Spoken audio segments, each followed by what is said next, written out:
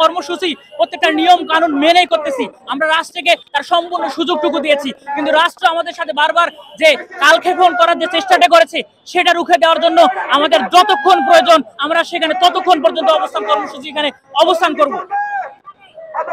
আমরা এখানে অবস্থান কর্মসূচি করবো এবং এর পরবর্তীতে কি কর্মসূচি আসবে আপনাদের জানাই দেওয়া হবে।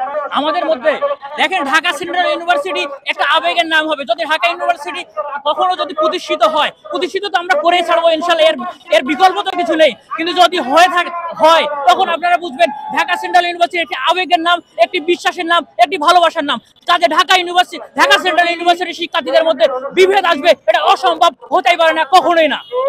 দেখেন আমরা ঢাকা সেন্ট্রাল ইউনিভার্সিটি একটি নামে একটি ব্যানারে 7টি কলেজ থেকে আমরা এখানে অবস্থান কর্মসূচি করার চেষ্টা করতেছি।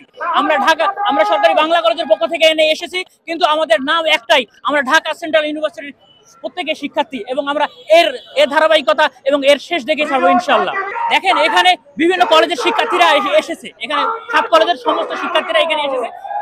এখন সেই জায়গা থেকে আমরা এখানে যতক্ষণ না পর্যন্ত আমাদের অধ্যাদেশের যে দাবিটি রয়েছে সেটা যতক্ষণ না পর্যন্ত আমরা আদায় করতে পারতেছি এবং যতক্ষণ না পর্যন্ত আমাদের যে কর্তৃপক্ষের কাছ থেকে সুস্পষ্ট কোনো কথা আসতেছে ততক্ষণ পর্যন্ত আমাদের এই অবস্থান কর্মসূচি আমরা চালিয়ে যাব।